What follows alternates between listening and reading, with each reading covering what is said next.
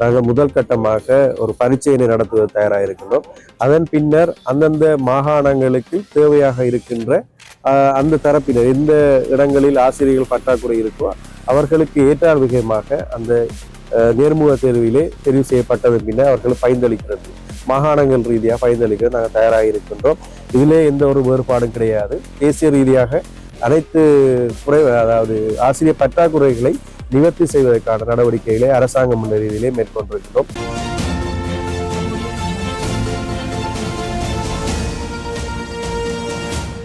போரதீவு பற்று வெள்ளாவளி பிரதேச செயலகத்துக்கான 2026ஆம் ஆண்டுக்கான முதலாவது ஒருங்கிணைப்பு கூட்டம் இன்றைய இடம்பெற்றிருந்தது.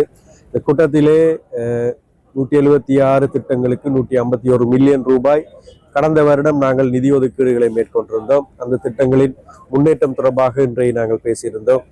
அனைத்து திட்டங்களும் 100% பூர்த்தி செய்யப்பட்டு மக்களின் பாவனைக்கு அது கிடைக்கப்பெற்றிருக்கின்றது. அதனை போன்று கடந்த காலங்களில் யானை மனித மோதல் தொடர்பான விடயங்கள் பேசப்பட்டிருந்தது. அதற்கு எங்களது இந்த தேசிய மக்கள் சக்தி அரசாங்கத்தின் ஊடாக கௌரவ ஜனாதிபதி குமார திசாநாயக் அவர்களின் ஊடாக 2026ஆம் ஆண்டு வரவு செலவு திட்டத்திலே விசேடமாக அதற்கென ஒரு நிதி ஒதுக்கீட்டுகள் மேற்கொள்ளப்பட்டிருக்கின்றது. அந்த அடிப்படையிலே வெள்ளாவளி பிரதேசத்திலே யானைவேலி அமைப்பதற்காக நாங்கள் அந்த நிதி ஒதுக்கீடுகளை வழங்க தயாராக இருக்கின்றோம். அதனை போன்று அதிகாரிகளின் குறைபாடுகள், அவர்களின் தேவைகள் இருந்தது. இந்த யானை வேலிகளை பாதுகாப்பதும் அதே நேரம் புதிதாக அமைக்க இருக்கின்ற யானை வேலிக்கான செயற்பாடுகளை ஈடுபடுவதற்கான துரிதப்படுத்துவதற்குமான விடயங்களிலும் வளவள பிரதேசத்தில் இருக்கின்ற அந்த அதிகாரிகளின் பற்றாக்குறை தொடர்பான விடயங்களும் பேசப்பட்டிருந்தது. வெகு விரைவில் அவர்களுக்கான அனைத்து வசதிகளையும் ஏற்படுத்துவதற்கும் அதிகாரிகளை புதிதாக நியமிப்பதற்காகவும் நாங்கள் இந்த வருடத்துக்கு நடவடிக்கை எடுப்பதற்கு தயாராக இருக்கின்றோம். அதே போன்று சட்டவிரோத மண் அகழ்வு தொடர்பான விடயங்கள் இங்கே பேசப்பட்டிருந்தது. இதிலே இந்த பாதைகளை பயன்படுத்தி இந்த பாதைகள் அந்த போக்குவரத்தின் காரணமாக பாதைகள் பழுதடைவது தொடர்பாகவும் அவர்கள் பேசியிருந்தோம். அதற்கென சரியான ஒரு தீர்மானத்தை மேற்கொள்வதும் நாங்கள் தயாராக இருக்கின்றோம். அடுத்த விடயமாக இங்கே இருக்கின்ற வெள்ள அனர்த்தத்தின் போது நீர்ப்பாசன திணைக்களத்தின் கீழ் கட்டுப்பாட்டில் இருக்கின்ற அந்த நீர்ப்பாசன திட்டங்களுக்குரிய நீர் வளங்கள் தொடர்பான விடயங்கள் பேசப்பட்டிருந்தது. அதிலே பாதிப்புக்கு உள்ளாகிய இந்த வெள்ளத்திலே பாதிப்புக்கு உள்ளாகிய இந்த வாய்க்கால்கள் அதனை திருத்துவதற்கான நடவடிக்கைகளை மேற்கொள்வதற்கான நிதி ஒதுக்கீடுகளை வழங்கப்பட்டிருக்கின்றது. அந்த விடயத்தையும் துரிதப்படுத்துவதற்காக நடவடிக்கையை மேற்கொள்ளுமாறு நாங்கள் படித்திருந்தோம். அதே போன்று இந்த மட்டக்களப்பு மாவட்டத்திலே நெல் அறுவடை இடம்பெற்றுக் கொண்டிருக்கின்றது. அந்த நெல் அறுவடையின் பின்னர் அதனை கொள்வனை செய்வதற்கான ஏற்பாடுகளை மேற்கொள்ளுமாறு பணித்திருந்தேன். அந்த களஞ்சிய சாலைகளில் இப்போது தேவையாக இருக்கின்ற இடவசதிகளை பயன்படுத்தி மேலதிகமாக இருக்கின்ற களஞ்சிய சாலைகளையும் புனரமைத்து இந்த விவசாயிகளுக்கு நன்மை பயக்கும் விதமாக அந்த கொள்வனவில் இருப்பதற்காக நாங்கள் தயாராக இருக்கின்றோம். அவை பல விடயங்களை நாங்கள் இன்று பேசியிருந்தோம். இதிலே வீதி போக்குவரத்து தொடர்பான விடயங்களும் பேசப்பட்டிருந்தது. ஆக்கப்பூர்வமான அதே நேரம் தீர்க்கமான ஒரு முடிவுகளை நாங்கள் எட்டியிருந்தோம். வெகு விரைவில் எடுக்கப்பட்ட தீர்மானங்களை நிறைவு செய்வதற்கு நாங்கள் காத்திருக்கின்றோம்.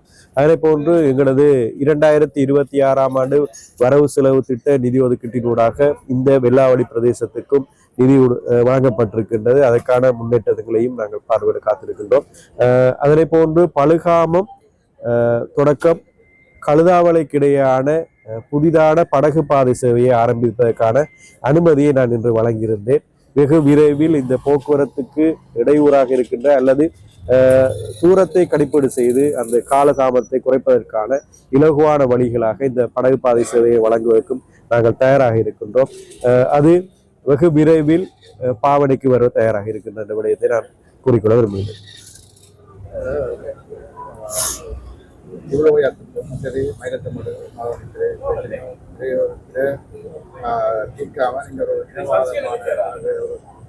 ஒரு பேரினவாத குடியேற்றங்களை செய்வதற்கான ஒரு இணைப்பை நடப்பதாக வைக்கப்படுகிறது. கிபுலோயா திட்டம் என்பது குடியேற்ற திட்டம் கிடையாது. இது ஒரு நீர்ப்பாசன திட்டம். நிச்சயமாக வடமாகாணத்துக்கு பல நீர் தேவைகள் இருக்கின்றது. நிச்சயமாக குடிநீர் பற்றாக்குறை தொடர்பான விடயம் இருக்கின்றது. அங்கே இருக்கின்ற பலந்த நிலப்பரப்புகளை விவசாயத்துக்கு பயன்படுத்த முடியாத ஒரு நிலைமை இருக்கின்றது. காரணம், அங்கே இருக்கின்ற விவசாயிகளுக்கு சரியான ஒரு நீர் தேவை பூர்த்தி செய்ய முடியாத ஒரு நிலைமை இருக்கின்றது. நினைக்கிறேன் இந்த கிபுலோயா திட்டத்தினூடாக அந்த விவசாயிகளுக்கு நன்மை அடையக்கூடியதாகத்தான் இந்த திட்டத்தை நாங்கள் முன்பாக செயற்படுத்த தயாராக இருக்கின்றோம். இதிலே கடந்த காலங்களில் கடந்த ஆட்சியாளர்கள் கொண்டு வந்த பல திட்டங்களில் சட்டவிரோதமான சில குடியேற்ற விடயங்கள் இடம்பெற்றிருந்தது.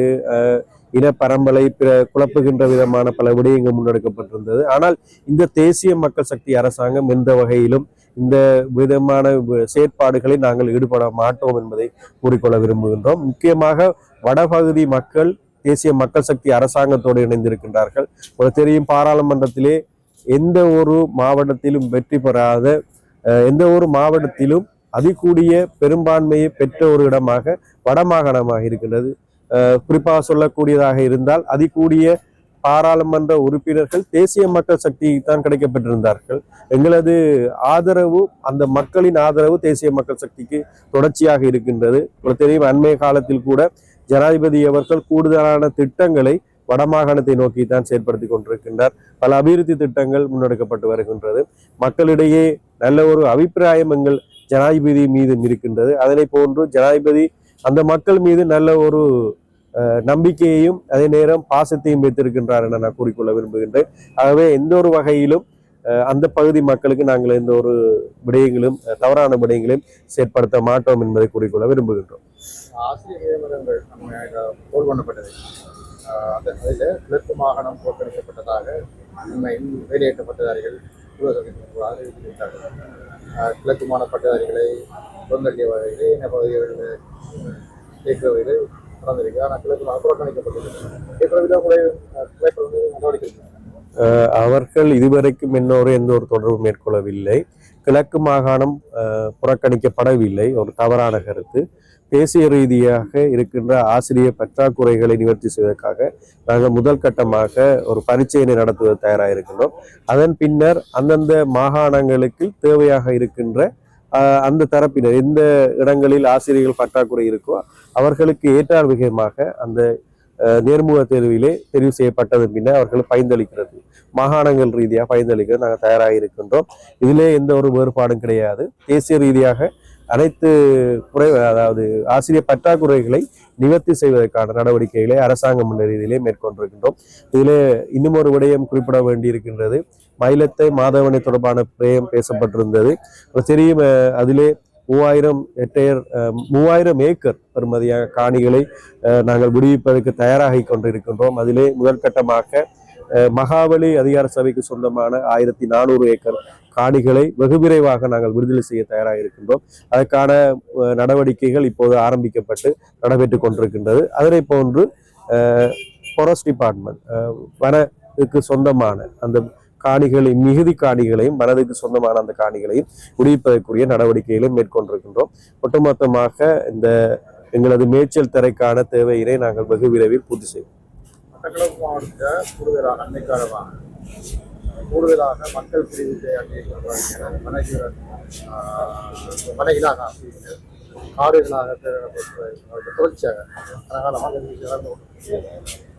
இன்றைய காலகட்டத்தில் இவ்வாறு செய்யப்படும் எப்படி பார்க்குறது, அதுக்கு நடவடிக்கை கடந்த காலங்களை போன்று வன இலாக்கா இப்போது எந்த ஒரு அரசியல் மயப்படுத்த ஒரு வேலை திட்டத்தை முன்னெடுப்பதில்லை. தெரியுமே, இப்போது தேசிய மக்கள் சக்தி அரசாங்கம் அனைத்து அரச இயந்திரங்களை சுதந்திரமாக வேலை செய்வதற்காக நாங்கள் இடமளித்திருக்கின்றோம். நாங்கள் எந்த ஒரு அரசியல் தலையீடுகளை மேற்கொள்வதில்லை. விதமாக ஃபாரஸ்ட் டிபார்ட்மெண்ட் தங்களுக்கு இருக்கின்ற நடவடிக்கைகளை, தாங்கள் என்ன செயற்பாடுகளை தங்கள் வன திணைக்களத்தினூடாக மேற்கொள்ள வேண்டுமோ அதனை அவர்கள் செயற்படுத்தி கொண்டிருக்கின்றார்கள். தனியாருக்கு சொந்தமான காணிகளையோ அல்லது ஒரு தனிப்பட்டவர்களுக்கு சொந்தமான காணிகளோ அபகரிக்கின்ற நோக்கத்தில் வன திணைக்களம் ஈடுபடாது என்பதை நான் தெரிவித்துக் கொள்ள விரும்புகின்றேன். அதனை போன்று எல்லைப்படுத்தும் போது வனவிலங்கா தங்களது எல்லைகளை நிர்ணயிக்கும் போது அந்த பிரதேசத்தில் இருக்கின்ற பிரதேச செயலாளர்கள், கிராம மட்ட அமைப்புகள், விவசாயிகள் என எல்லாரையும் ஒன்று சேர்ந்ததாகத்தான் அந்த செயற்பாடுகளை அவர்கள் முன்னெடுத்து கொண்டு வருகின்றார்கள். ஆகவே இந்த தேசிய மக்கள் சக்தி அரசாங்கத்திலே எந்த ஒரு தவறுகளும் இடம்பெறாது என்பதை ஆணித்தரமாக கூறிக்கொள்ள விரும்புகிறேன்.